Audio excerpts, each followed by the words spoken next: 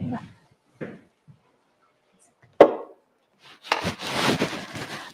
So next, I'll be introducing Christina and Ghazwan, the co-founder of the Young Scientist Journal. Christina is a science specialist, and now she is an education consultant. And now she is an education consultant whose favorite science experiment involved inflating a hot air balloon in the middle of Green Court.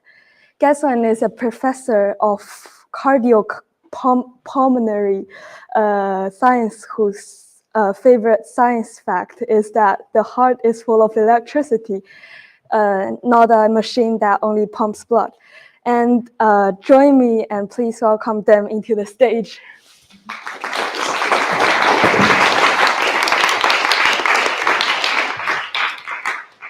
Thank you very much, and it's been a really great pleasure to be here. Can I start a slide so that I will finish in 5 minutes' time? Oh, there's a flipper here.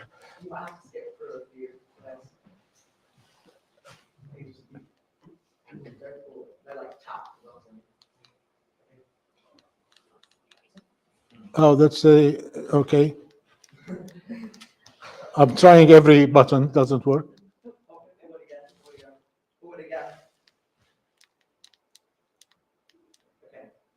Yeah, okay.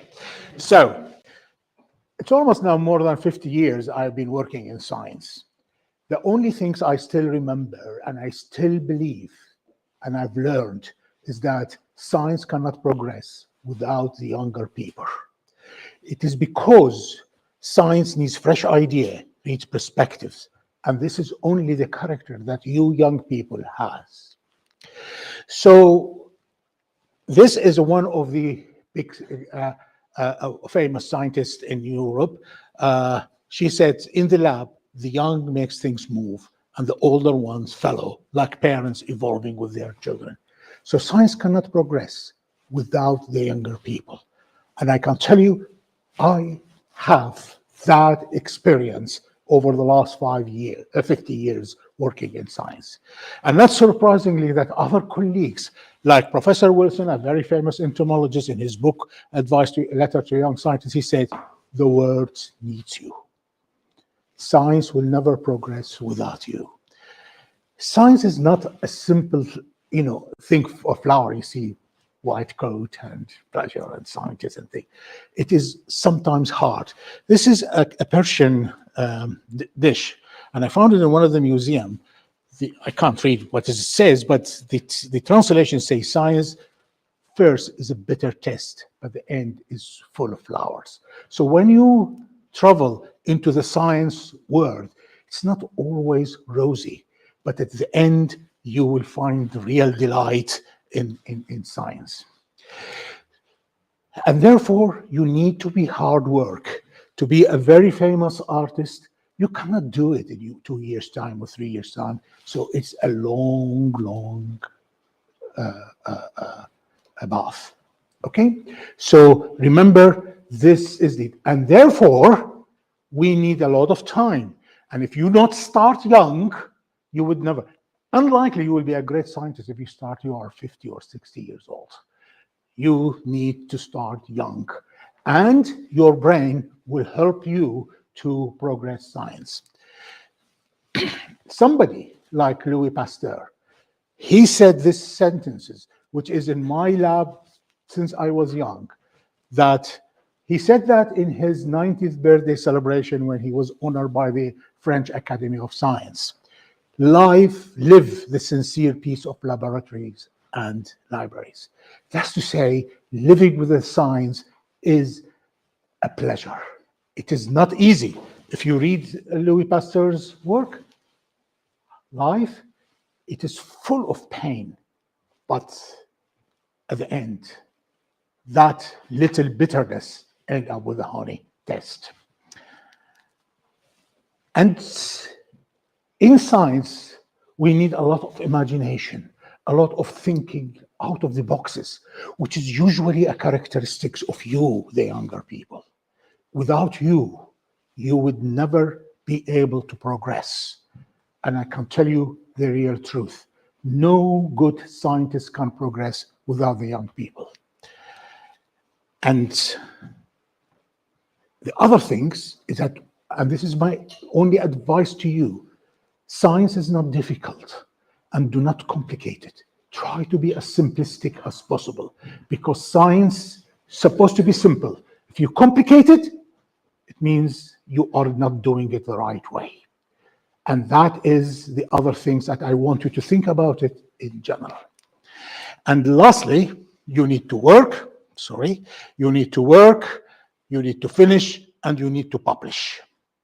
And therefore, this is as Michael Faraday used to say, and lastly, and this is my last slide, you need to communicate that science, because without communicating it, it will not be useful. That is why we thought to establish this Young Scientist Journal. When we thought about it is that this is the time when I want your voice to be heard to the scientific community, to challenge the scientific community. Don't be afraid to challenge any scientific activity and say, oh, he is a big professor, I'm afraid I cannot talk. No, your challenge will be more useful. And this is one of the reasons why we wanted the Young Scientist Journal. We want you to think out of the box, to have your imagination, your inspiration. I can tell you, it is easy for me to teach postdoctors, to teach postgraduate, to teach PhD student. It's more difficult to teach you. That's why I appreciate your teachers, because it is really more difficult. Why? Because you can ask questions that those PhD students will never ask. And that is because of your fresh brain of imagination and with that communication. And that is one of the main reasons. When I first met Christina at that time, we told her we need this journal to express their points. And when I looked at the current issues, I found some of these challenges there. I'm so pleased to hear that. I didn't have it, in the last few chapters, but some of them are there. So we are, and you are going with this journal in the right direction. So that is why we started that Young Scientist Journal, and with the indefatigable work of Christina and the students of the King's School, the Young Scientist established itself, and it is now a big international organization. So well done, and continue the journey, and work hard, and think out of the box. And Christina. So anything else to say? Yeah.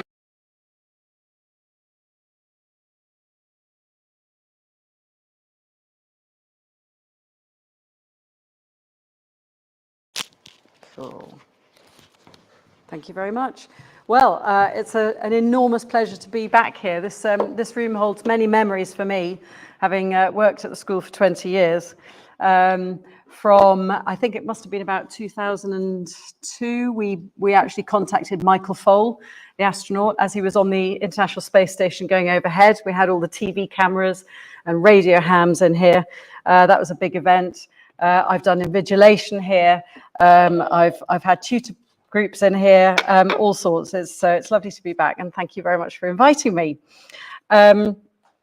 So as Ghazwan said, I'm Christina Astin. I'm one of the co-founders of Young Scientist Journal.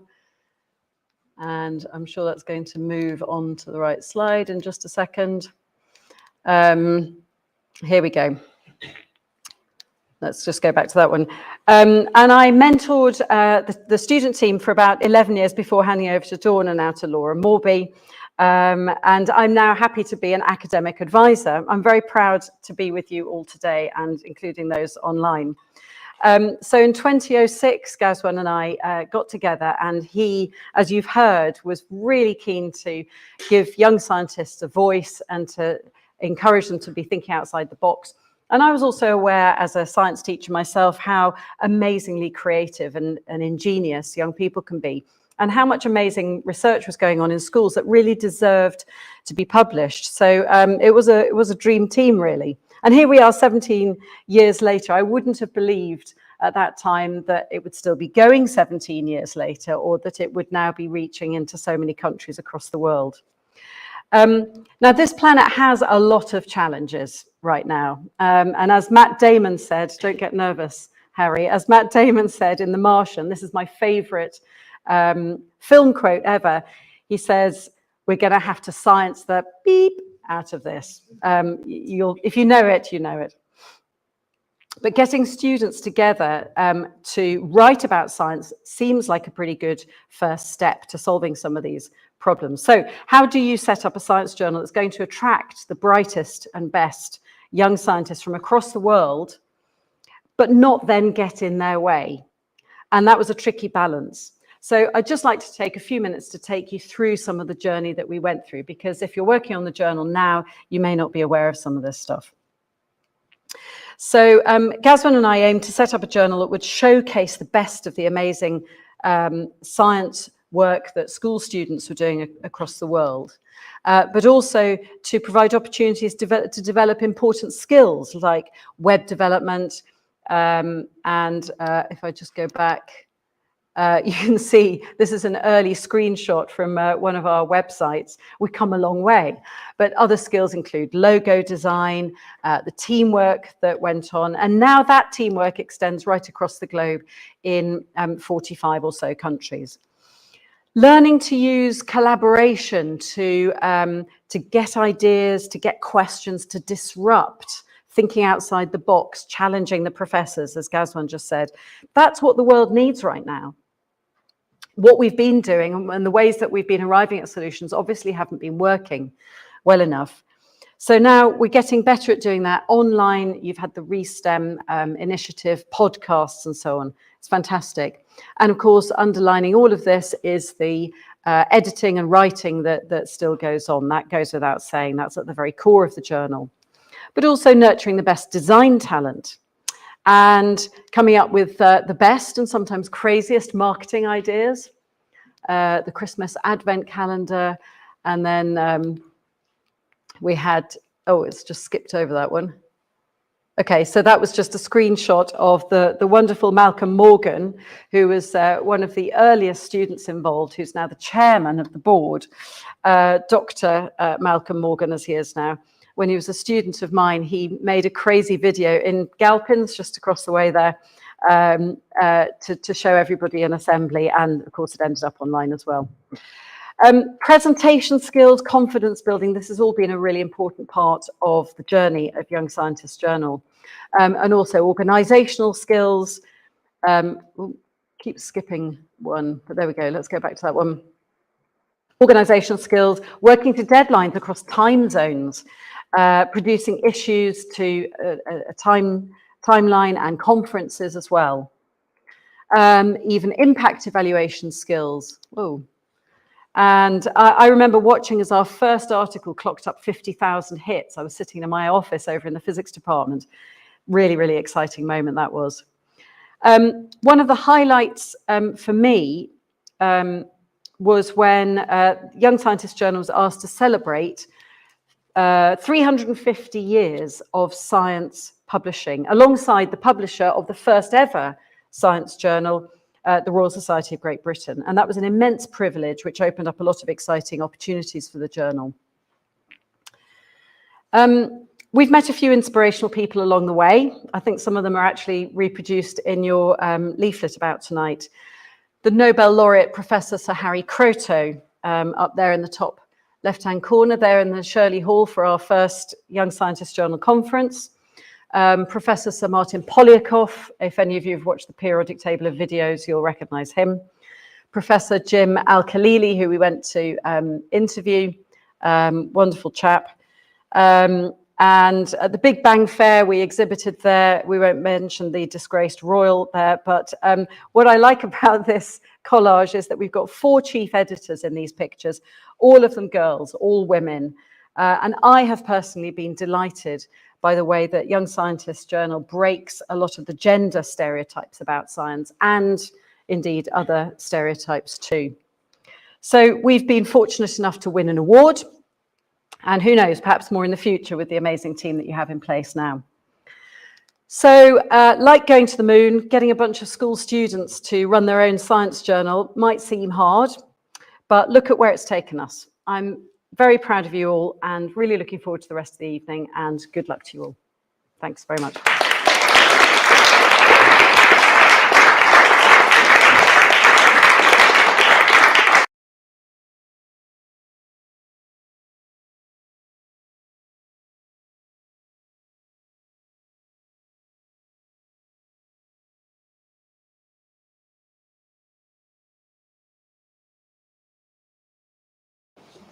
Next, I'll be introducing Dr. McVeigh.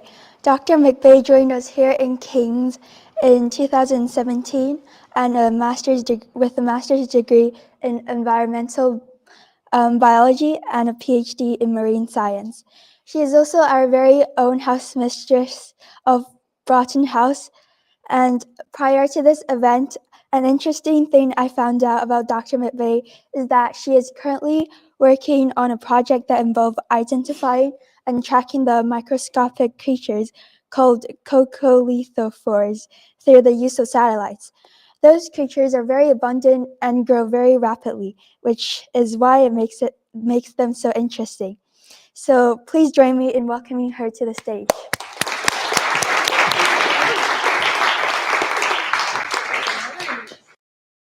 Guys, there we go. Can I just check you can hear me okay? Wonderful. All right, well, it is an absolute joy to be here with you all this evening and to actually share just a few little bits of my life as a marine biologist, looking at everything from sharks and stingrays and methane seeps. So we're going to start off with the university odd job that changed my life.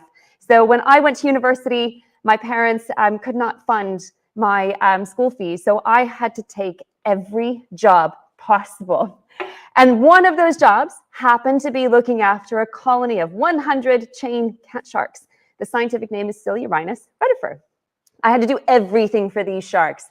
One of the things I had to do was look after the eggs. So this is a species that actually lays eggs. So when the adults would lay the egg, I would have to then take it out of the tank, put it in our little nursery tank with all the eggs, and then I would actually have to observe the embryonic development of these sharks.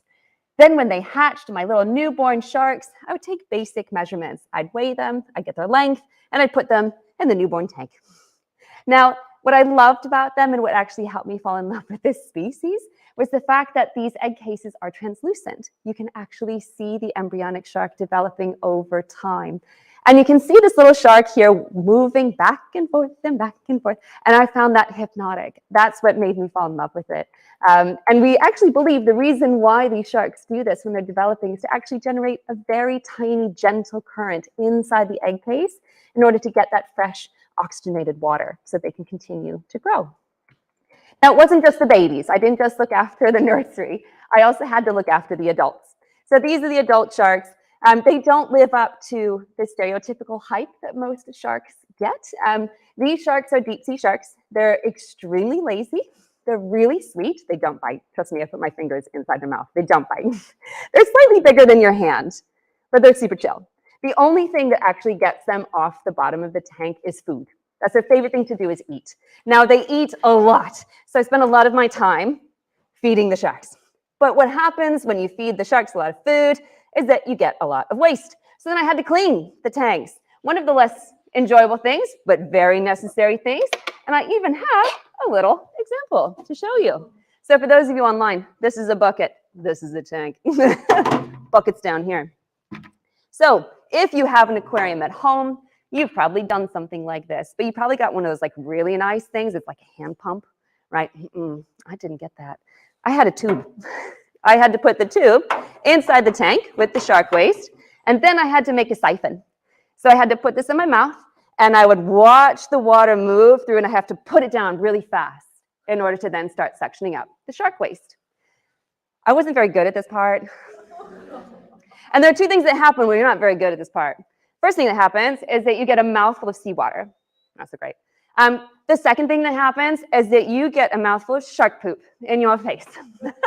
Now, that's not the most pleasant thing to happen, right? When you're on the job, when you're getting paid to work. So you can imagine that when that did happen, I would splutter and flail because it was so gross, right? And in the process, then I'd lose the siphon. So I'd have to do it again. Did I mention I wasn't good at this? This took me more than a week. I had to clean the waste out of about 25 tanks. So for 25 tanks, 7 days, I could not consistently avoid getting shark poop in my mouth. But then I got good at it. But for that week, it wasn't the most pleasant experience. And the professor who owned this colony of chain cat sharks just kept expecting me to quit. Now, he enjoyed the entertainment factor, right? It was very entertaining to watch me do this. But I would turn up again the next day, and he would even go, he's like, you're back. was like, well, yeah, I'm going to learn how to do this, right? I will do this because I love every other aspect. I'm just not very good at this one part. And that was actually what ended up happening, is that once I figured out how to look after these sharks properly, I wanted to spend all my time with them. So even when I wasn't getting paid, I was still spending my time with the sharks. I just wanted to absorb every ounce of information I could about their biology. And that was the point where this wonderful professor actually pulled me aside and said, you need to change careers. I was not going to be a marine biologist. I was going to be a medic. I was going to medical school. This was a job, right? This is not a career. I just want to earn some money. But he was the one that said, no, you love this. You need to do this. And he was right. And so he actually helped me then start the next phase of my career, which was my master's thesis, looking at a relative of the sharks, and these are stingrays.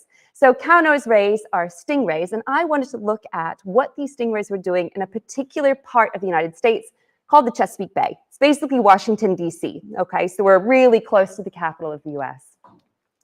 So here we have just a map of the United States. We've got, ooh, I can't see the, no, there it is, there we go. So here's Washington, D.C. up here. Now these stingrays are snowbirds. They like to hang out in the Gulf of Mexico and near the coast of Miami in the winter. They don't like cold. So then in the late spring and early summer, they will migrate en masse up north, going all the way up to Boston, Massachusetts, right at the top of that screen. Now this event is one of the most incredible events you can ever possibly witness, because you have hundreds of thousands of stingrays all moving together.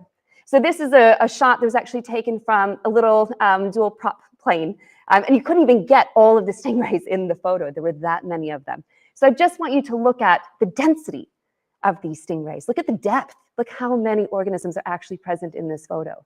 They're all moving together at once. But they only do this as they're making the way up the coast. The farther north they get, smaller and smaller groups begin to break away from this main migrating mass, and they go into these little protected areas, these little bays, these little coves, and that's where they'll spend the summer.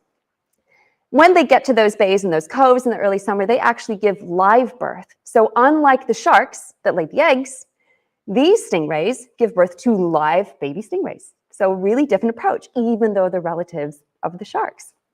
After they give birth to those baby stingrays, they then mate and they gestate for a whole year again. So it's a full year's gestation for these female rays. It happened to be by chance, just luck, that when I started my master's thesis on the cow-nosed rays, the fisheries in the state right next to Washington, D.C. called Maryland, the fisheries from the Department of Maryland, they ended up actually launching a new initiative to try and reduce the number of stingrays that were present in the Chesapeake Bay.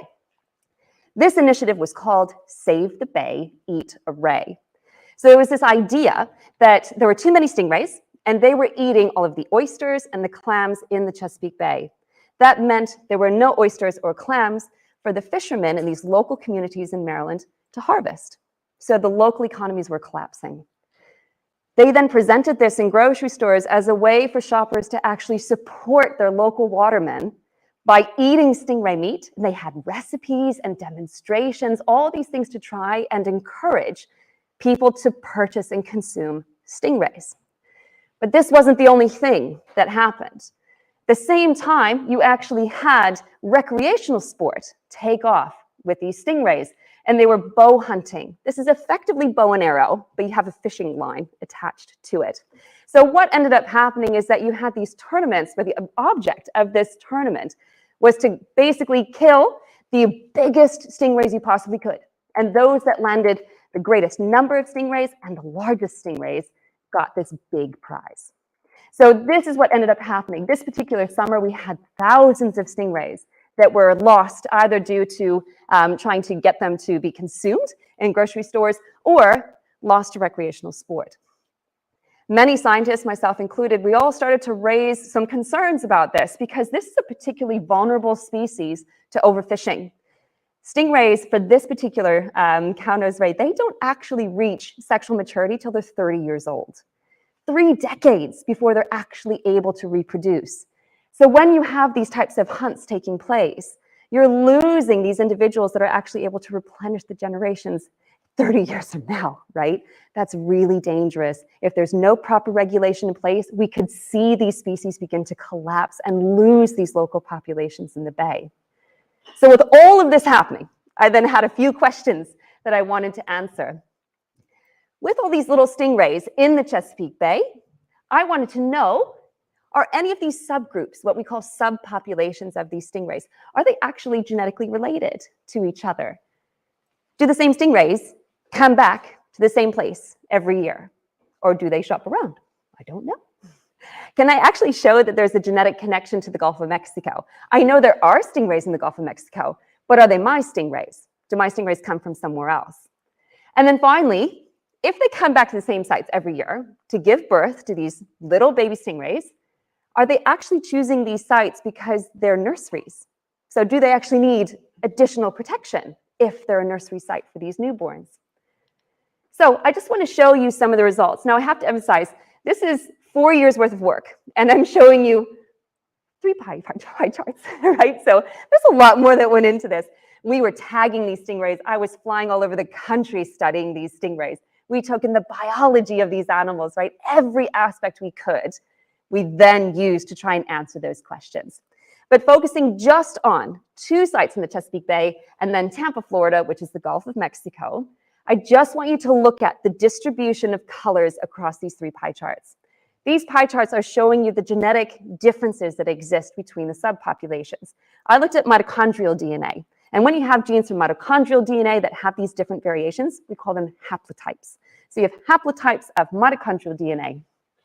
First thing I want you to look at is, in fact, there's a lot of different colors here. There's a lot of variation happening within these populations. The Chesapeake Bay Site 2 and Chesapeake Bay Site 3 are less than 2 kilometers apart. I told you these stingrays have no problem migrating thousands of miles. These 2 sites are less than 1 mile apart, and yet I can show that there are statistically significant genetic differences between these 2 sites. That tells me that even though those stingrays are really close to each other physically, they're not genetically mixing. They're not mixing at all. So these subpopulations are distinct from each other. You can also see, looking at the colors, especially sort of this periwinkle blue, the yellow, and the green, that we do have this genetic connection to the Gulf of Mexico. So some of my populations in the Chesapeake Bay do have this genetic connection to the Gulf.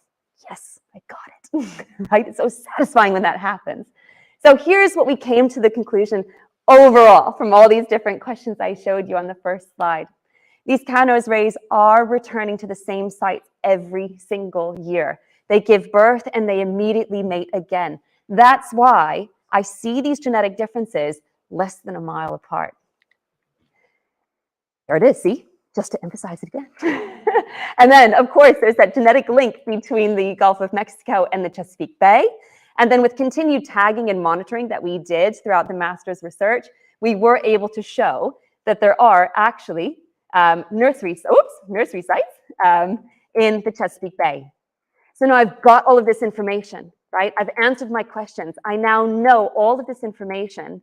And at the same time, I'm watching thousands and thousands of stingrays being killed every single summer. I need to do something. I needed to communicate this information. I needed to get awareness across the state in order to make sure that I could protect these stingrays. But I couldn't do this on my own, right? I'm just me. I had to get an entire team of scientists, and we all worked together, and it took us more than 6 years. But eventually, 6 years of hard work communicating this type of result meant that we were able to successfully get the Maryland House Senate to pass a bill that put a moratorium on all fishing practices and killing contests for these stingrays. They also then introduced a permanent fisheries management plan for the stingrays. And what that means legally is that the stingrays now have protection. It legally recognized that there are nursery sites in the Chesapeake Bay, that we had to maintain these sites. We couldn't damage these sites or the stingrays in those sites. This was the biggest achievement. We took the science that we had found, right, all of these results, and through painstaking work, raising awareness, talking to the state legislature, we actually got a result. It was very much a David and Goliath type of situation, and that's why it really did take 6 years and dozens of all of us working together. But we got it, And it's still in place today. There hasn't been a single tournament since 2017. Yes, right? That's why it's important to communicate your science. It's all well and good if I publish this research, which I did. I published it in a journal. Great, my name's in the books. But that would not have just protected those rays. Thousands would have continued to have died. We could have had local populations going extinct. It took being able to communicate this in a way that both the watermen, the recreational hunters, and the state senators actually understood. And that's how you got the result, right? Now, all this talk about migrations and movement, that's what then led me to completely change course with my PhD. I was studying these stingrays that were really big, really powerful. These creatures could literally, they beat me up. I love them to pieces, but they did not like being handled by me. I'd have bruises all over my body because they'd be slapping me, trying to get away, right? These guys, not so much. These are methane seep creatures. Methane seeps exist all around the world in the deep oceans. And all of these organisms that you see in the image here are not actually relying on energy from the sun. They're using methane coming up from the sea floor, and they have special bacteria that allow them to actually then convert this methane into usable energy. So if the lights go out, these guys are fine. They've got no problem. They just need that methane. And they're actually the old growth forests within the deep sea. You may have heard like the black smokers, the hydrothermal vents, big, thick billowing smoke, right? Those actually, they only are around for about a decade. Meh. My guys, they're around for about 3,000 years. So these are the old growth forests within the deep sea. So you can see in this image, we've got things like shrimp and mussels, all kinds of creatures. Unlike my stingrays, do mussels move very far? How about my shrimp? A little bit, but they're not going to be traveling thousands of miles, not in this current state. So then how on earth do these organisms go from one site to the next? That was the question. So I'm going to show you one species. There it is. One species from my dissertation research to sort of illustrate this example of how these organisms travel. So here we have the adult mussel. This is Bathymodiolus childressi. It's the same mussel you saw on the previous slide. They're really big. They're actually about as big as the sharks, the big mussels. But they don't move as adults. In order for these organisms to get to a new seep site, they have to travel here in this larval form. So the larval form is basically the swimming microscopic form. Think of the baby, right? So I have my baby sharks, now I've got baby mussels. We just call them larvae. So my larvae, we think, actually disperse throughout the ocean for about 395 days before they have to settle, and then they start to permanently stay right wherever they landed. We did loads of surveys, towing plankton nets through the water at different depths, different times of year, you name it. That allowed us to actually look at the samples of these plankton, find our larvae, and then age them. I could figure out how old they are. Based on that, we found some different ways they might be behaving in the water. The first is what we're calling demersal drift. That basically means they just stay at the bottom. So as soon as they arrive, boom, I'm just a few meters above the seafloor. And I stay that way for 395 days. The second is what we're calling mixed, where they spend about half the time up at the surface, and then the second half a few meters above the seafloor. Third one, can you guess where we're going? Surface. Nope, no, there it is. Surface. They spend the entire 395 days at the surface and then dive down at the last possible moment. So I had these behaviors. I had other aspects of the biology related to these larvae, but I can't just follow a tiny, tiny microscopic larvae throughout the Gulf of Mexico for 395 days. Funny enough, the funding does not permit that, right? So I had to get creative. And what I did with a team of people, this was not just me, we all worked together to create a 3D ocean model. So this was a simulated ocean, complete with the geology, complete with the currents, right, the physical components of the water itself, as well as the biology of these little larvae. And we released them from these known sites in the Gulf of Mexico. We knew a lot more about the Gulf of Mexico here. We didn't really know a lot over here on the east coast of the United States. And my job was to basically use this model, put in these behaviors, and then try and figure out, where are these larvae going? Are they getting over here? And if so, we're going to take a research vessel out there. We're going to dive down to the bottom of the seafloor and see if I'm right. No pressure, no pressure. Just really hope I'm right. So I'm going to show you what this model did and how we used it. So just watch the colors. Simulation 1 is the demersal drift. Remember, that's just staying on the seafloor. Simulation 2 is half the time at the surface, half the time at the bottom. Simulation 3 is spending almost the entire time at the surface. Do you see how far these particles are able to travel as a result of any contact with these surface currents? So I'm going to let that play one more time just so you can watch it, because it's really cool. These surface currents were the only way that these larvae were able to get around the coast of Florida and get to the Atlantic side of the United States. We tested this over and over and over again. And eventually we found sites in combination with the model, as well as the geology of the area, as well as the physical sites, you name it, right? We did all of our research. And then we decided we were going to go out and test this ourselves. So we used a submersible called Alvin. So here's Alvin up here. Alvin is the same submersible that found the Titanic. You can physically get inside Alvin. So 2 scientists get inside. You can see they're laying on their bellies there because there's not a lot of room. Only one person gets to sit, and that's the pilot. If you're the scientist, you're like laying down. And for 10 hours, by the way. Does anyone notice the bathroom? No. No.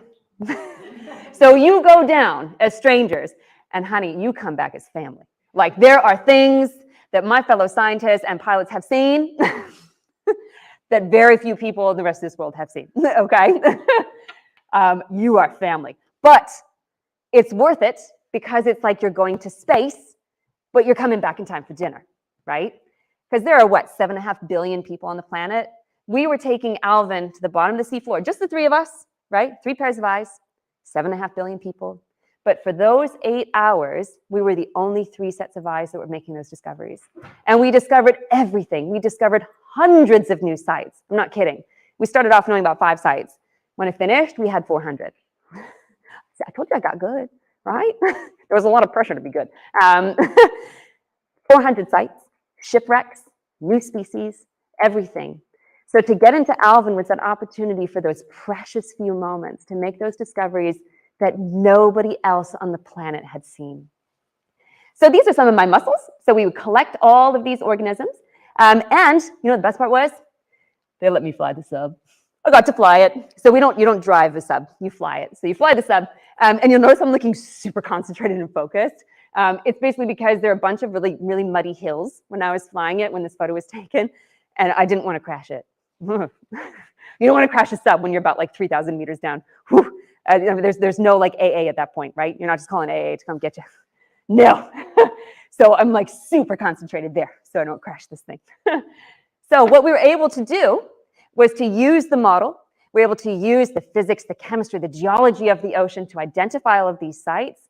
We used the genetics of these organisms to actually show that there is this really strong connection between the Gulf of Mexico and the Atlantic coast, and broaden our understanding of how these organisms actually travel in the deep ocean. So if you've heard all of these really cool snippets and you're like, how do I get a piece of that? Let me tell you, we need you, right? Now I'm using this term marine scientist on purpose.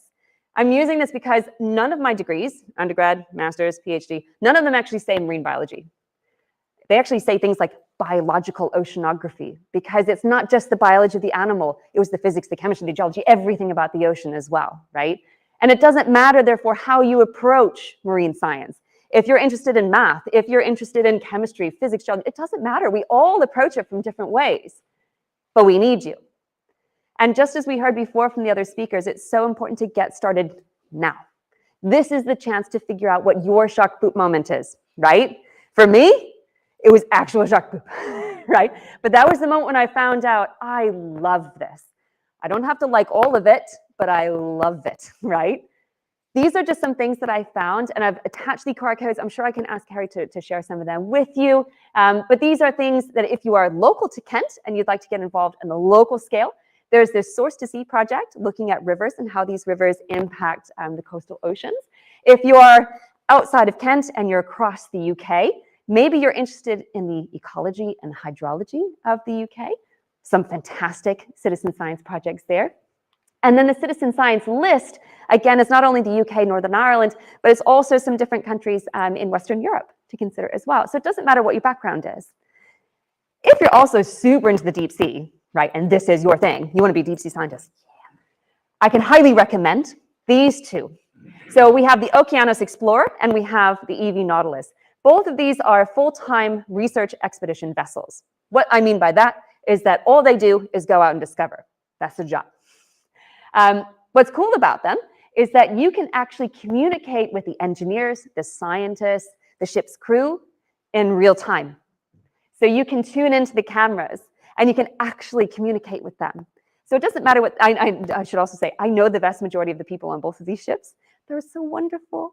And the time zone difference, right, when it's like morning here, usually they're in the West Coast, so it's like 2 o'clock in the morning in California. They're still doing their work, but they don't have anyone to talk to, so they love hearing from us, right? So I really encourage you to actually tune in. I would love it if you actually talk to them and ask them questions, but even just observing how the science is actually done for deep sea exploration would be really, really insightful. Currently, in case you're like, man, I'm going to do that right now, don't do that because it's winter. They don't go out in winter, okay? They'll go out in May and June. You can tune into all the different sites they'll be going to and learn a bit more about how the science is actually done, how they accomplish all of ththese objectives at sea. So with that, oh, one more thing, learn to code. I did this thing where I was like, I'm a marine biologist. Marine biologists just need to know animals. And then I did my PhD where I had to like code an entire ocean plus the animals. I couldn't even code hello worlds. Talk about the steepest learning curve of my life, okay? So I can assure you, don't make my mistake. Every single aspect, whether or not it's marine science or it's genetics, or you name it, relies now on the ability to have programming experience. So even if you look at all this, you're like, this is great, Dr. McVeigh, but no, right? That's fine. No judgment, save space. You can code, right? But please make sure that you get some coding experience. That's how you will have success in this job. And with that, I'll just say thank you so much for the chance to talk to you guys today. Thank you. Yeah. Thank you. Awesome. Thank you so much, Dr. McVeigh. Does anyone have any questions for Dr. McVeigh? I have a couple from our online audience if you would like a moment to think. So first of all, we have the question, what does shark poop taste like? They eat squid. So digested squid. Okay.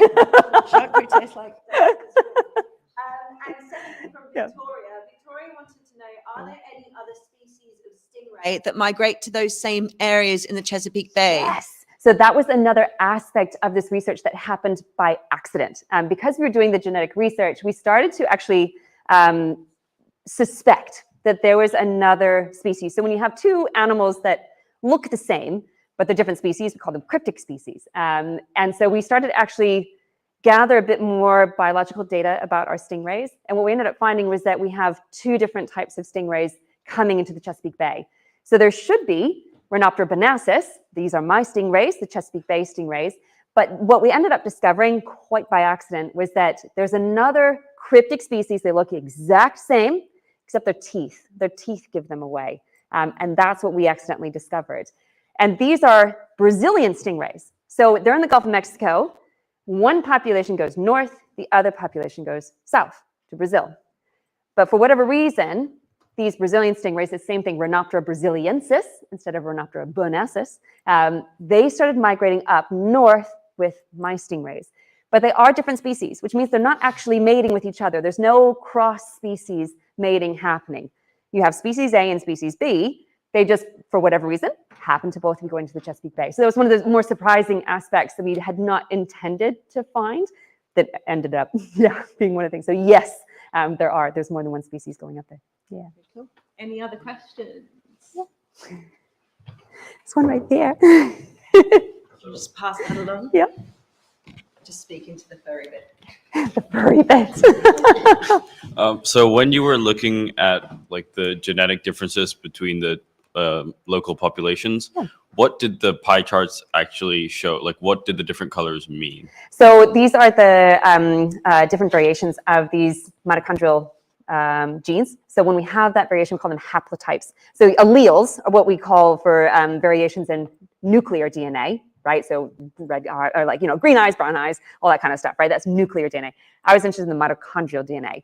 So what those pie charts were showing were actually multiple different mitochondrial genes that we had identified and sequenced, because at the time, we didn't actually know what these genes were. So I had to learn how to sequence the genes. I had to find them, which was really hard. And then I put all of these genes together, because mitochondrial DNA comes in a loop, right?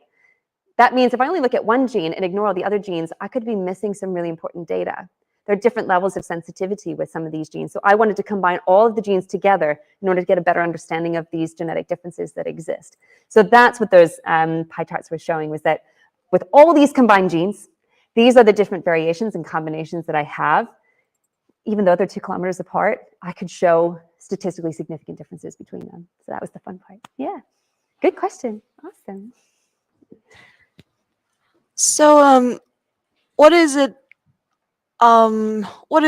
like while you're in Alvin? Like, how does Alvin aid you in discovering these new sites? It can't be just looking into the floor, right? No, that's a really good question. So I wonder if I can go back just to show you the picture, because it'll be a little bit easier. Maybe not. Nope, she only goes forward. No, I'm not. That's fine. You don't need it. So when we're actually in Alvin, it's a titanium sphere. And what Alvin is actually specially designed to do is sample. So Alvin has these titanium robotic arms, and it can actually collect all kinds of things. Everything from rocks to very extremely delicate creatures, right? So my mussels, all kinds of stuff, and my shrimp. We looked at loads of species. And Alvin is very good at collecting all these different types of samples for us to then study when we get back up on the ship. The other thing that it does is that it has really, really high definition cameras, like 4K cameras. Because I was telling you before how exciting it was to be one of 3 sets of eyes viewing these things for the first time.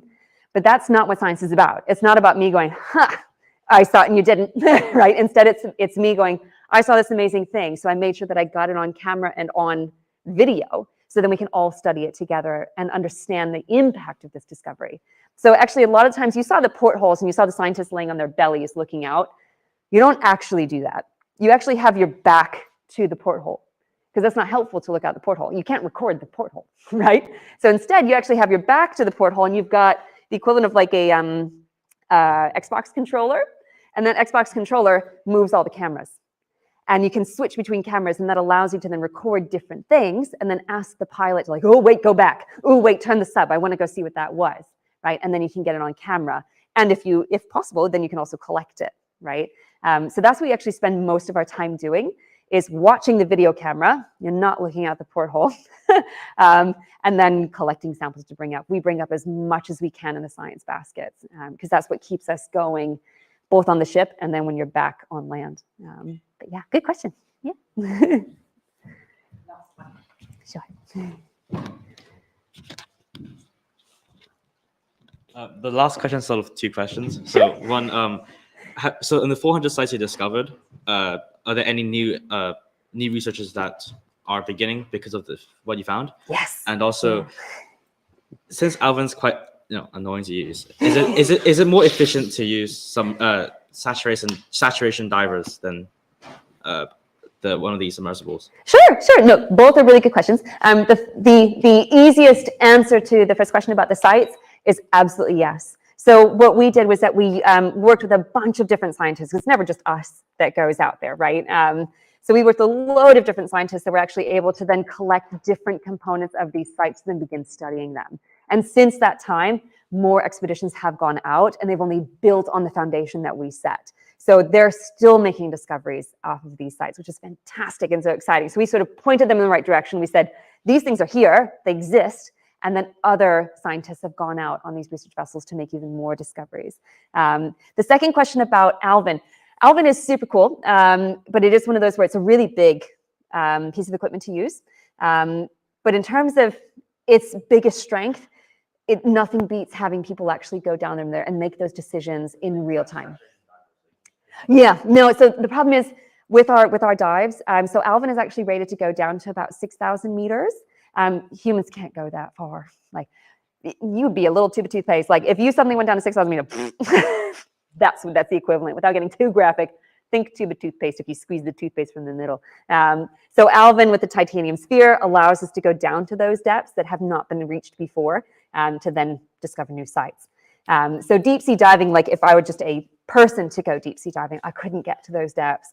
The shallowest site that we had in the deep sea is 500 meters, and that's shallow, right? So everything else was about 1,000 meters down to 4,700 meters. We couldn't do as much because remember the whole point of Alvin was the science basket, right? So I want to get all of those samples. I can't hold that much, right? And especially some of these things would be big rocks or mud samples, water samples, all of these things. I physically can't do that, but Alvin can. Now there's another aspect, not just Alvin that we have as equipment that we can test in the deep sea. We also have what we call autonomous underwater vehicles or AUVs. So Jason was also a piece of equipment with Alvin that discovered Titanic. So Jason can spend more time in the deep sea. It's a slightly smaller science basket. But in terms of video recording and exploration, Jason's really good at that because Jason doesn't have to come back up. We have to come back up, right? Because we get hungry. But Jason can spend a lot longer down there.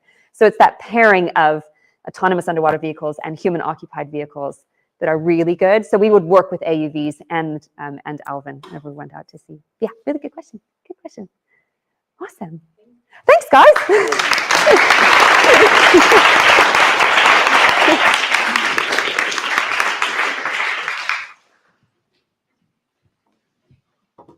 And now a very warm welcome to Dr. Gibbons.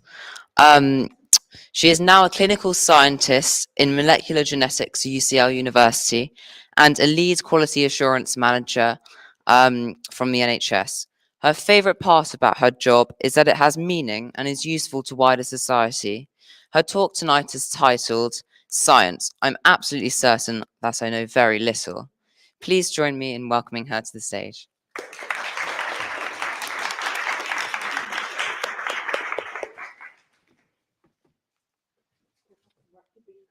Thank you very much for having me. Right, next slide. No.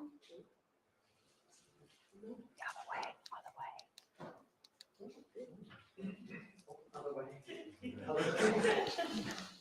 I know very little, I told you.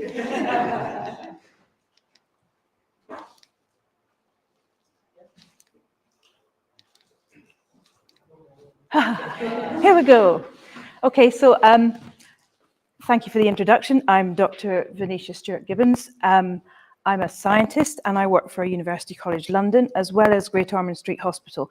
And what you'll find as you stay in a job long enough, you move away from the bench and you move into sort of managerial and oversight in different kinds of areas. We need the young people. We need the young people coming through. We need the young people coming in. We need your ideas. And then we need to make sure we're managing you so that we can funnel your ideas to make them come to life, to actually make use out of them. So Harry asked me to do this talk, and he just said, sort of explain how you got to where you are. What was your journey? So first of all, I did GCSEs.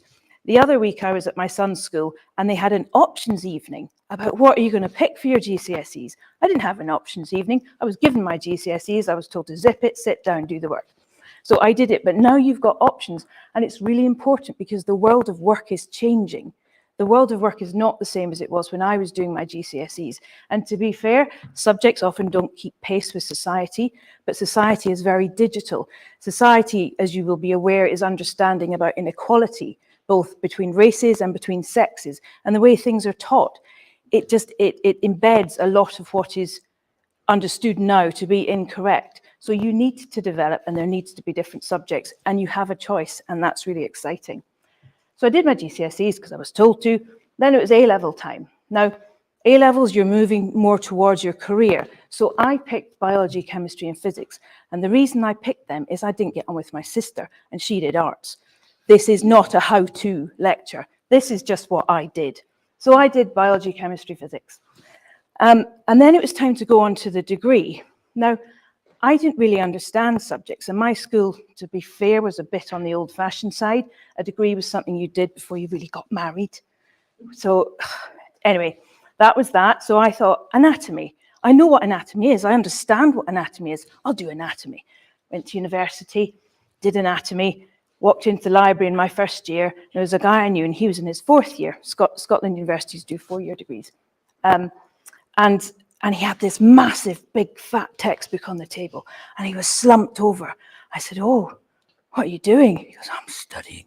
I said, "What are you studying? What's that book?" And he said, "That's a book on the elbow joint." And I thought, "Oh, I don't want to do this. I don't want to read a textbook on an elbow joint that's already known about. I want to discover and do things." Didn't know what, but things. So I thought, that's not for me. And really, that was the first time, after I'd sort of blindly marched through my GCSEs and did what I was told for my A-levels and got to my degree, got to university, I thought, what do I like? What do I like? And it was quite simple to me. Genetics. So we'd done a little bit at GCSEs, you know, your blue eyes and your brown eyes kind of thing. Done some more at the A-level. And I thought, to me, and obviously that was a wee while ago, so what was known then is a fraction of what's known now. I mean, genetics has absolutely gone supersonic. I thought genetics is what I'm interested in. It's logical, it's simple, but also there's the discovery element. There isn't the textbook on the elbow joint. And that's why I then went to my supervisor, said, "Hello, can I change?" And she went, "Yeah." So I did. So I did finish my degree. I was still interested in genetics, so I went on to do a PhD. Now, my PhD was in yeast, which doesn't sound very inspiring, but actually it's a model organism. You cannot, children, you cannot experiment on humans. Immoral, illegal, unethical. So, but what you can experiment on is yeast. And you can change genes. I cloned a gene, I overexpressed it, I deleted it to see what the effect was on the organism. You can't always extrapolate what happens in a yeast to higher organisms, but it does help you to understand pathways, metabolism, things that go on, to give you a clue what might be happening in other organisms. So that was a PhD, and then I was looking, as you do, in the back of the science magazines, and there was a postdoc down at Imperial College in London on bovine tuberculosis. That was coming in the news a bit more because the cows were all getting TB, that was going in the milk, the cows were dying. They were thinking it was coming from badgers. So this project was to try to find a typing system for the forms of bovine tuberculosis, to try to trace how it was moving through the countryside. And the genes we were to look at were these genes called PEPPE genes. And I was amplifying them, and I was cloning them, and I got a clone, and then I'd sequence it, and it all just turned to custard. And I just thought, oh, what's happening? Now, it turned out these genes that we were targeting for this typing system were the exact same genes that were holding up the Genome Project on tuberculosis, because not only were they variable, they just rearranged. So you're not going to be able to develop a typing system on genes that just change themselves randomly. Also at this point, as I said, I'd moved to London. I was getting the 137 bus up Sloane Street, past Gina Shoes and Harvey Nicks, and I was thinking, I'm a postdoc. I've got a PhD. Shouldn't I have some money now? And I didn't. I mean, science research is not well paid. Don't kid yourself. It's not well paid. Passion's important. But of course, your parents tell you money isn't everything. But when you can't even afford one shoe from Gina Shoes, never mind a pair, you think, aye, right. So I thought, how can I earn some money? I thought, well, I know nothing about finance. I don't know anything about money. But I can train, I can find a way, I can understand it a different way. So I took a complete volte-face, wrote my CV out, sent it out on spec to all these places offering trainee chartered accountant positions. So with chartered accountancy, you learn on the job. So you're on the job, you go out for audits, you do accounts, but you also do training as well. And I did that for a year. So I'm actually a part qualified accountant. I've got my auditing and my accounting exams. And what I also discovered is that is not for me. So the knowledge that money isn't everything is not handed to me. It's my knowledge, because it's not for, and I mean me. It doesn't mean it's not for anybody. It's clearly for some people. And a lot of the people I worked with, they loved it. Oh, they loved adding up loads. You know, it was brilliant. but it's just not for me. And the fact that you can earn a lot of money really quite quickly in that profession is also a knowledge I have, but it's not enough for me. So you have to find your own way eventually, and you'll take some wrong roads, and that's okay. You can turn a different direction afterwards. So I was still in London, I was doing this training. I thought, well, I've got to get out. I do like science, but I'd like something a bit more secure. And a friend of mine was doing diagnostic clinical science. And for that, you have to eventually, in order to report results to patients, you have to have your HCPC registration. So a clinical scientist is a protected title.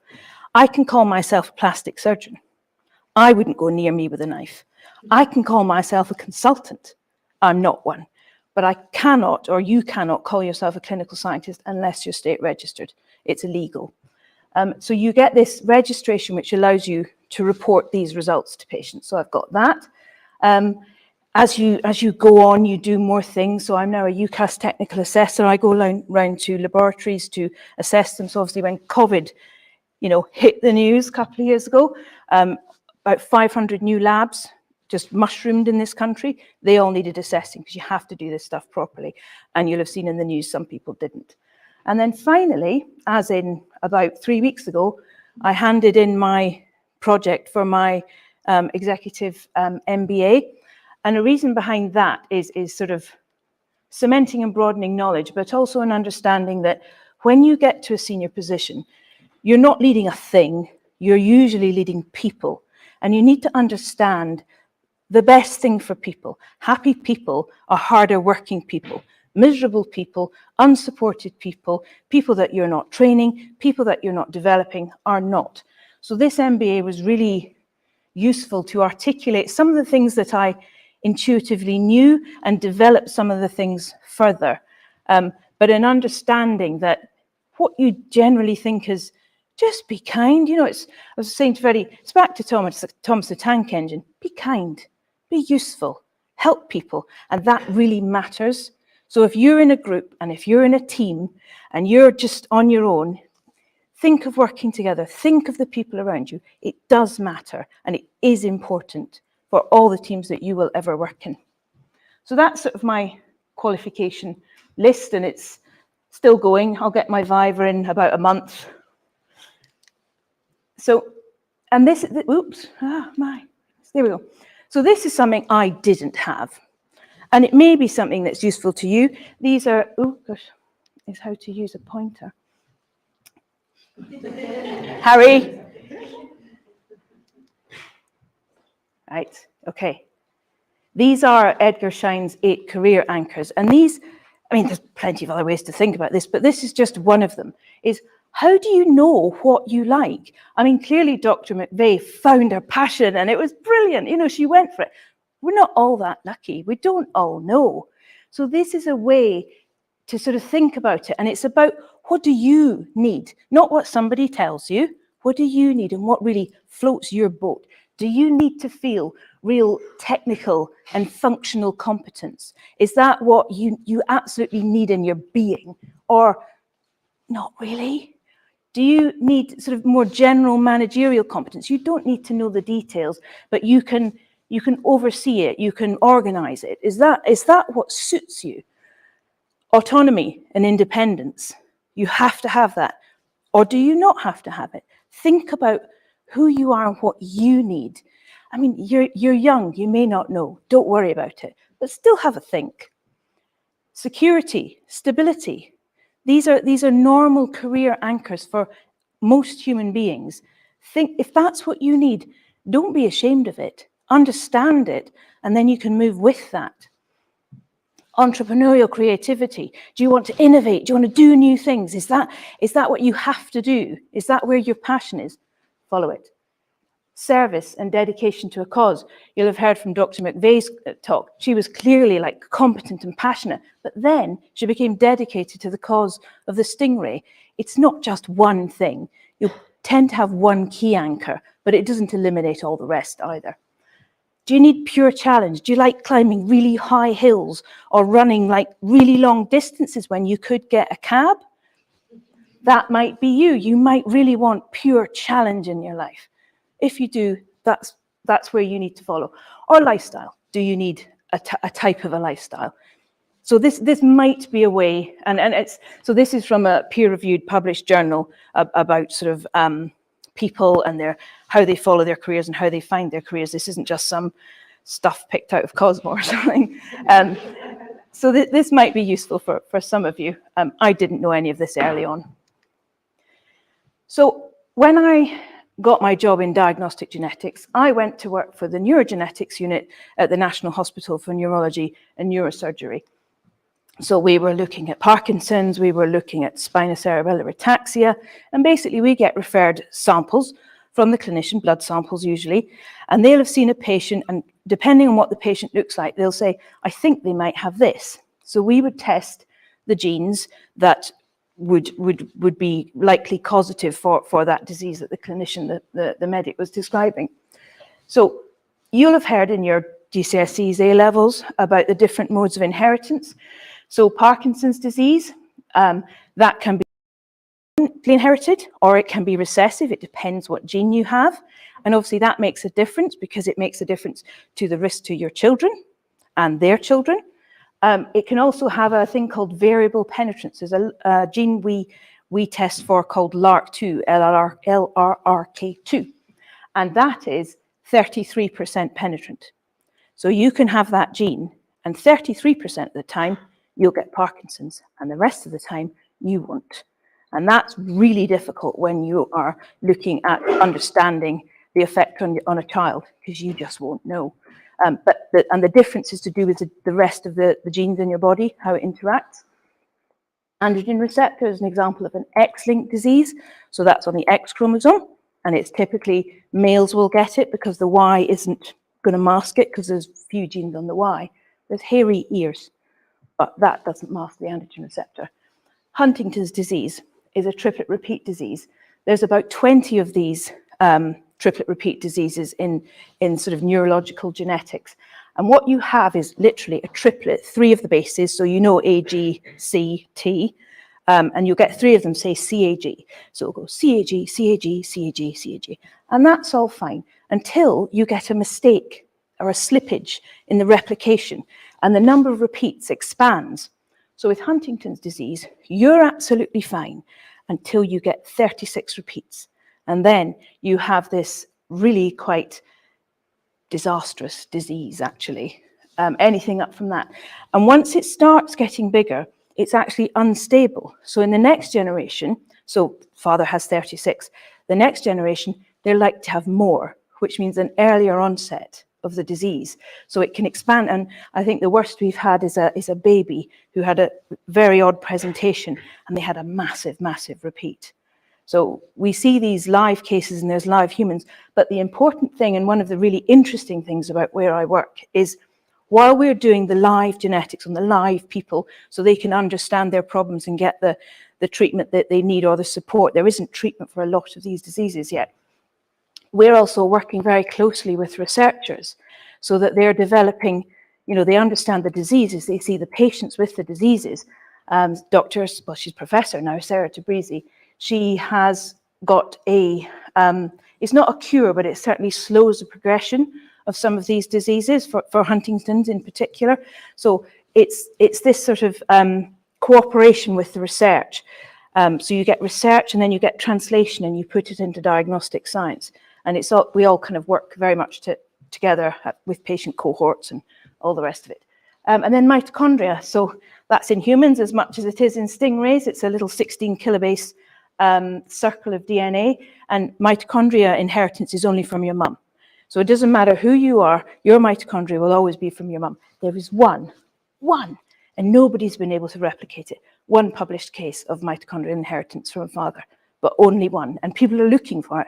It's not there. It must be an odd one-off. You can understand how it could happen, but normally it's only from mum. And we look at mitochondrial diseases. There's blindness. There's all sorts of things that come from mitochondria. So right. So genetics, which is what I'm in, I've been almost living history, which, you know, it's not always something you want to say, but it has developed in front of my eyes. So when I started, when I was doing my PhD, the top picture with the ATGC is how we used to run sequencing. We used to radioactively label the compounds. We used to get 2 big glass plates. We had to make sure they were scrupulously clean. We used to seal the edges. Then we used to pour this gel, set this gel, put a comb in, and then we used to load it really carefully with all the bases of this radioactive stuff with the Geiger counter clicking off in the background. And then we would get a teeny little run of some DNA bases, and we'd have to read that. So that, if you look down to the column where you can see the first line on the A, how you read that sequence is you'd say that's A, T, C, TT, C. So you'd have to literally write it down and squint at it. And some of those lines are double lines if you've not run the gel far enough, you've not separated it, all these things. But that's how we used to do it. And then, luckily, automated sequencing came along. Some wonderful person came along and invented automated sequencing. So that picture on the top right is an electropherogram. The bases are handily different colors, obviously not in real life, but I have spent hours squinting at these pictures. And to show you what I would look at for a single point mutation, where the arrow is at the top, that person has 2 Ts. 1 T on one chromosome, 1 T on the other. The person down, if you squint carefully, you can see the peak height has dropped. But if you squint really carefully, you can see that there's a red line and a blue line. Really carefully squint. You've got to get your eye in, but that's there. That's a heterozygote. They've got an A on one chromosome and a T on the other. And the bottom one is a homozygote for a C. So that's what I did a lot of the time. Now, then there was a total paradigm shift in the way that sequencing was done. And we can now sequence your whole genome. This is next generation sequencing. It actually was invented a wee while ago, but it wasn't until 2008, I think it was, that it really begun to become commercial. And James Watson, who was one of the, as in Watson and Crick, or we should say Watson, Crick and Franklin and Wilkins, who discovered DNA, or the structure of DNA, James Watson got his genome sequence handed to him on a little hard drive. It cost $1 million to do. So it's not just about what you can do, but what you can do practically. Do we have $1 million to spend on everybody in the NHS for their genome sequencing? Not really. But obviously it's been honed and honed and honed and honed, and now we can do it. We can do whole genome sequencing. What we can't do is interpret all the mutations, and that is the next field of challenge. The way in diagnostic genetics, the way you classify a mutation, a 5, 1, 2, 3, 4, 5. 5 is barn door, absolutely, definitely positive. Sorry, but you've got this disease, and this mutation will cause it. 4 is we're pretty certain. You know, we're really pretty certain, but there may be a teeny bit of doubt for one reason or another. 1, the other end of the spectrum, is it's a change, but it's not pathogenic. So blue eyes, brown eyes, we've got different genes. They're not pathogenic, they're just different. 2, same, probably likely to not be pathogenic. And then the one in the middle, the 3s, or the VUs, the variants of unknown significance. Now, we don't just squint at these. We protein model them. We line them with DNA sequences from other species. We, check for papers. We do everything on this stuff. And even with that, we can't tell you if it's pathogenic. So that is the next frontier of genetics, is not what we can do, but how can we interpret what we do? And a theme that's come up from all of the talks so far is this incredibly powerful change in the way that we sequence has come about, not from our silo of genetics, but from working across silos. We've got bioinformaticians, we've got microfluidics, and we've got genetics. And all the real major advances in science, I think in the last 10 or 20 years, have not been in a single subject.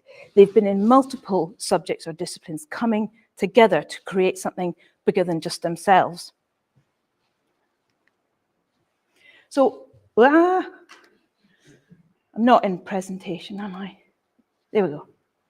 Okay.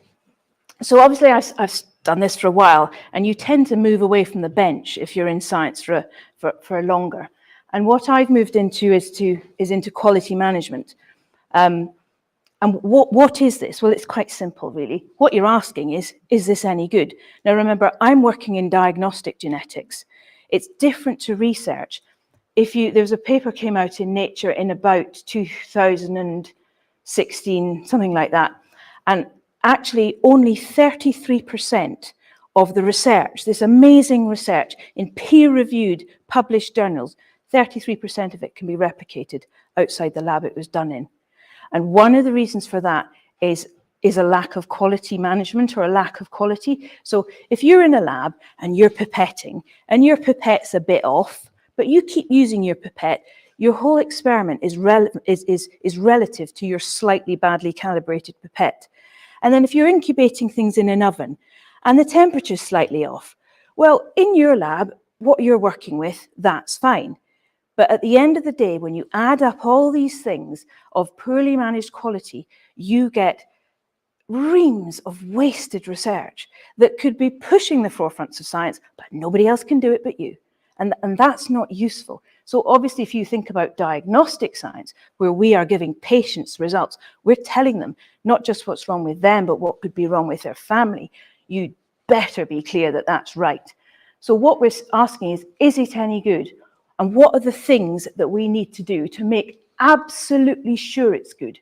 Every day, all the time, for every single test. And we do thousands, hundreds of thousands, millions over time.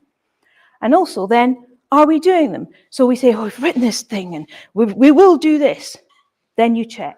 You've got to check you're doing it and you've got to prove it. And that's essentially what quality management is.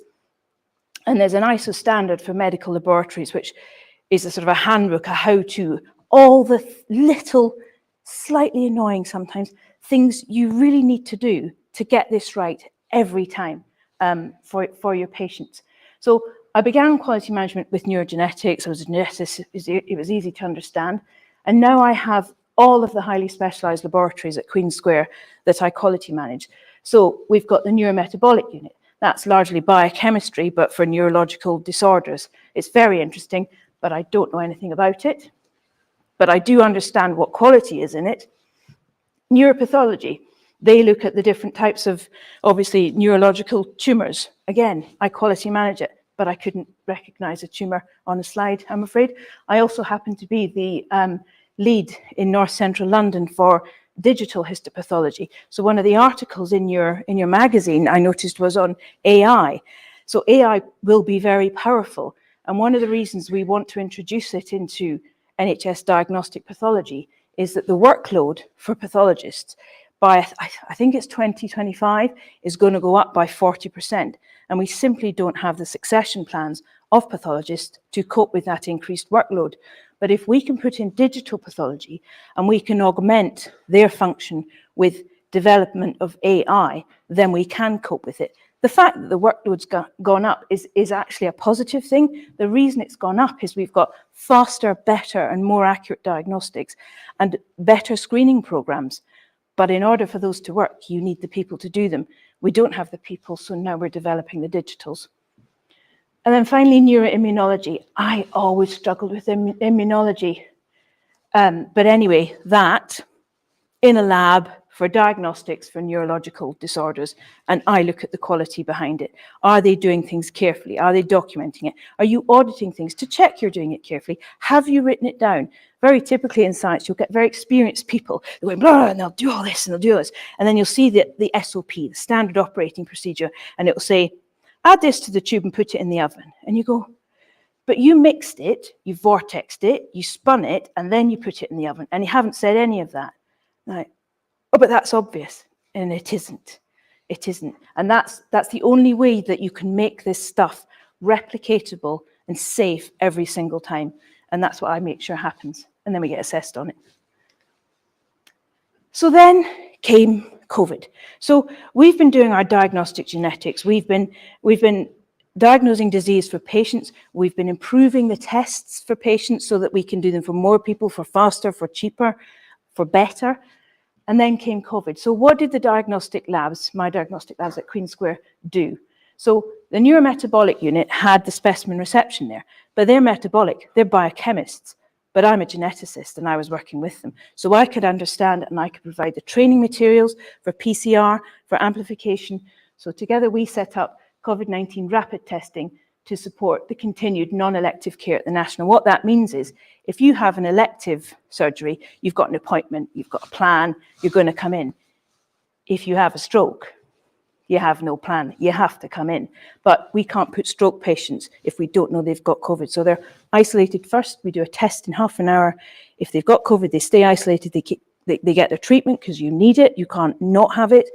And if they don't have it, they can go in the general ward when they're better. So it was essential to keep what we could keep going. The neuropathologists set up immediate research into the effects of COVID-19 in post-mortem brains.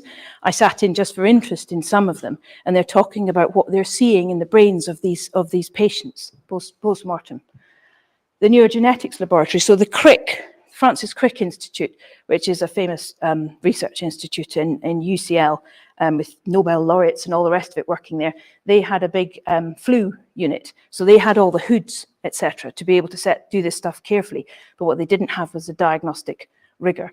So the neurogenetics scientists, they did the reporting of triplicated tests, COVID-19 tests for staff, because obviously it's all very well testing the patients, but if your staff are spreading it like wildfire, that's no use. So they did the COVID testing for the staff, and our neurogenetics people did the reporting and had to send bits back if it wasn't up to the right standard, and they're all HCPC registered, so they would know the standard. And then neuroimmunology, they collaborated, again, this collaboration is really important with researchers at UCL to provide the cytokine storm assay. So when you have COVID-19, your immune system is trying to fight it, but then your immune system starts overfighting it and just chucks out cytokines into your body, and that's the cytokine storm. And when you're in cytokine storm, it's a high likelihood that actually you're deteriorating and you need to really get into ITU and you need like lots of treatment and lots of looking at because you're in a very dangerous position. And they set up that assay for COVID. So we were busy, and now we've got backlog. So my last slide, which I can't get near, the future. Is it your future? So what I've rabbited through very, very quickly is just the tiniest molecule at the smallest tip of the iceberg of science. There's so much to know. I mean, I do diagnostic genetics. There's so many fields of genetics, so many. Even in diagnostic science, you've got biochemistry, hematology, microbiology, immunology, serology, cellular, molecular pathology, genetics. Even genetics is cytogenetics, molecular genetics. We've got rare disease, we've got cancer genetics, where you sequence the tumor, and when you understand the profile of the tumor, that then informs how you treat it and how aggressively you treat it. It's a huge field. But if you like discovery, if you like knowledge, if you like something that's very dynamic, but you also like to achieve certainty, if you don't mind the unknown, inspiration, perspiration, collaboration, you like to improve things for people, you want answers, you don't mind study, you can ask questions, and you embrace change, have a think about science, because as everybody else says, we need you. One of the most exciting things that's coming is a collaboration between one of the firms that created the Pfizer vaccine, the RNA vaccine, and the cancer labs, where the cancer labs will sequence the genome of a tumor and collaborate with the vaccine with the vaccine firms to create a bespoke vaccine for that tumor. But we need diagnostic scientists to do this stuff because we need to do it carefully and reliably to get it right. That's my talk.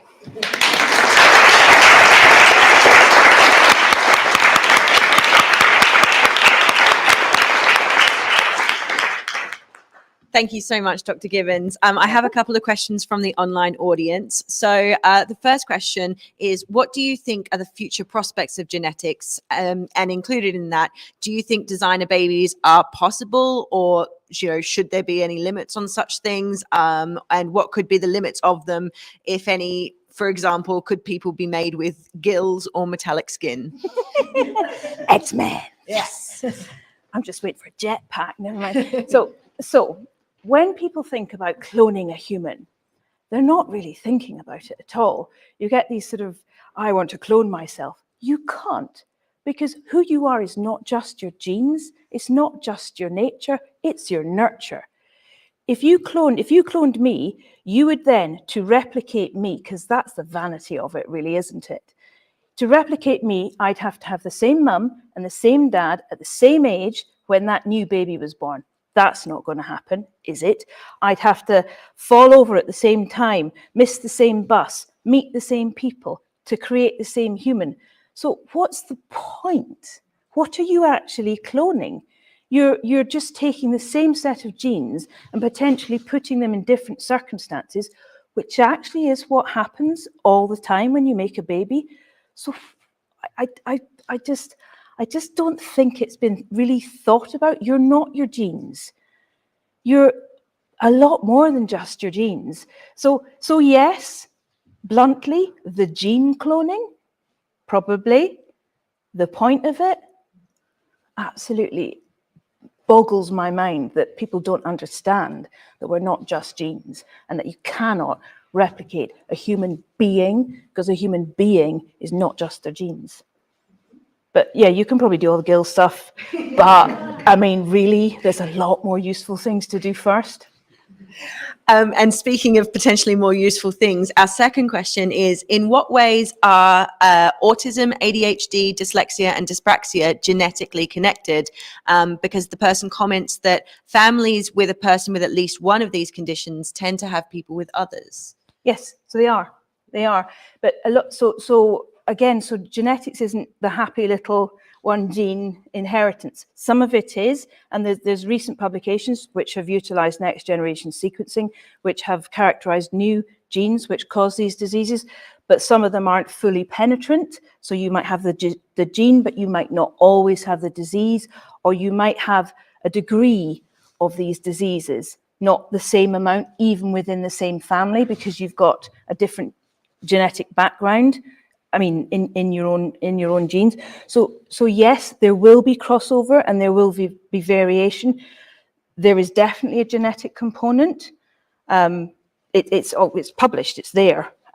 Whether it's for every single case, I don't know yet, because it is not known yet. But there is definitely genetics involved. Yes. And then there's one more question, which I think is referring to the field of genetics generally, asking, will this field make lots of money in the future? Well, that's not how I work. So to make money from genetics, you could develop the equipment that allows you to interpret the gene. So Illumina have cornered the market in whole genome sequencing machinery. So they will be making money there. There are developing other firms as well. There is more competition than there used to be. In terms of making money out of doing genetics, so that one of the sort of new things in society is your gut biome.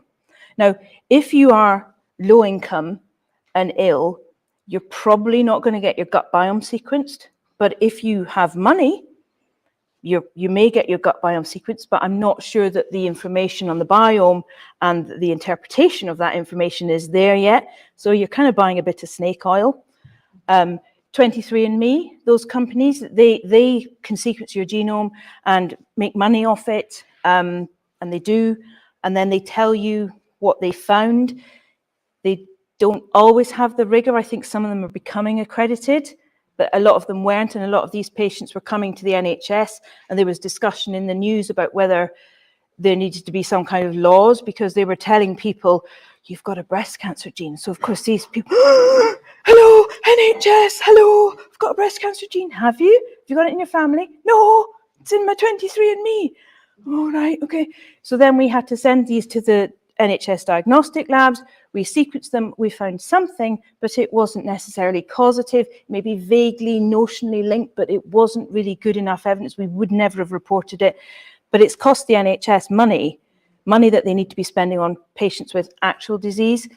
So yes, you can make money out of tap water if you're unscrupulous. Yeah, of course, the answer is yes, you can. But but I really would encourage operating with a good set of values, not just money. I think we have time for just one or two questions from the room, if we have any. Okay, I'm going to go with these two.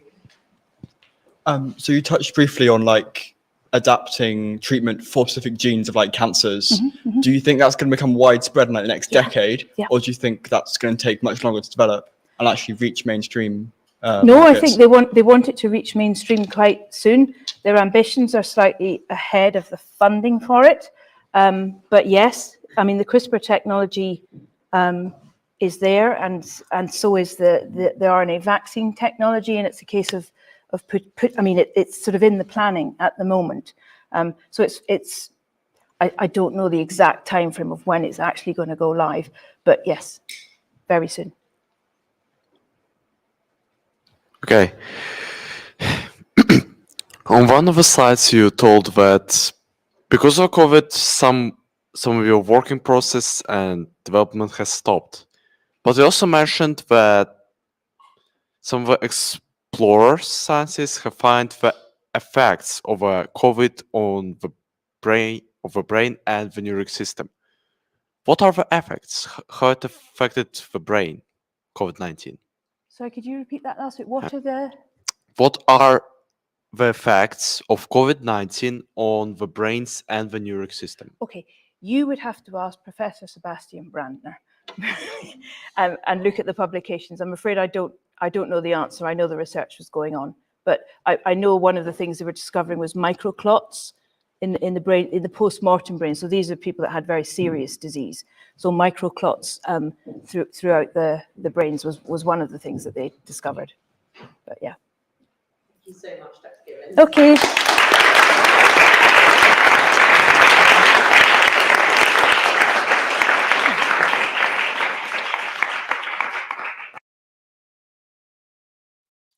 Okay, I think all that's left to say is, first of all, thank you so much to all of our incredible speakers this evening. It's been great to hear from all of you, from Christina, Ghazwan, Vaneesha, and Doreen. It's been, I probably shouldn't have said that, not really on a first name basis within the school. But anyway, first of all, obviously, I'd like to thank you all so much for coming. Obviously, we prepared a few more extra slides, which Vaneesha found a little bit, which I can see why, because the clicker's not the most brilliant thing. But the main thing that I wanted to talk about, and the big announcement for the end of this evening, is that the Young Scientist Journal Conference for its 10th annual event will be back, and it will be hosted here at the King's School Canterbury on the 27th of September. So we'd be really excited to have as many of you online, perhaps joining us in person, and as many of you, even in this room, coming along to support us. We've got lots of incredible STEM professionals lined up, coming to be announced in the coming weeks. For the first time ever, we've got our study tuber panel, so you'll be able to hear from like-minded students who are quite prominent on the TikTok, coming along to give you their advice on studying and their honest experience of what university life is like. We have an exhibition from lots of fabulous sponsors. If there are any sponsors watching online today that would like to become a part of the exhibition, feel free to get in touch via the email on our YouTube channel. And we'll have a poster competition as well, which will allow anybody from the ages of 12 to 20 to come in, submit their poster, and maybe see it on the finals day in person at the conference. This clicker is killing me. Okay, here we go. So, Eventbrite is now live for booking tickets. Feel free to scan the QR code right now from your screen from another device. And to that extent, I'd also like to say that we are actively recruiting at the moment. It's particularly, sorry, I can see even more why we're having all the problems with the clicker today. But we're actually hiring an outreach executive to help with the leadership and running of these events, as well as additional team members to help with all aspects of the running of the conference and hopefully putting together more events like the one this evening for you all to enjoy.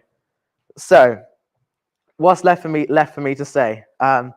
Thank you all again so much for coming, to our incredible speakers. Sorry about any of the technical difficulties that the people online may have experienced at the very beginning. And yeah, it was so great to see so much engagement from everybody in the live studio audience, and especially the weird and wacky questions that we received on the online live stream.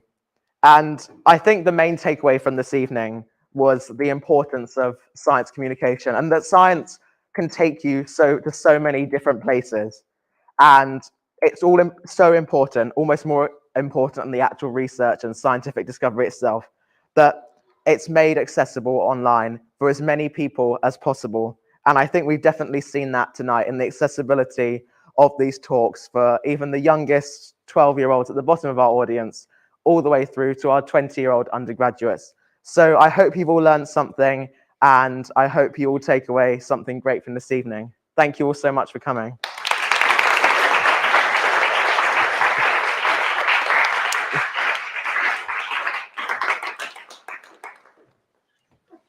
Ladies and gents, I think it is time to get back to the house. So thank you so much.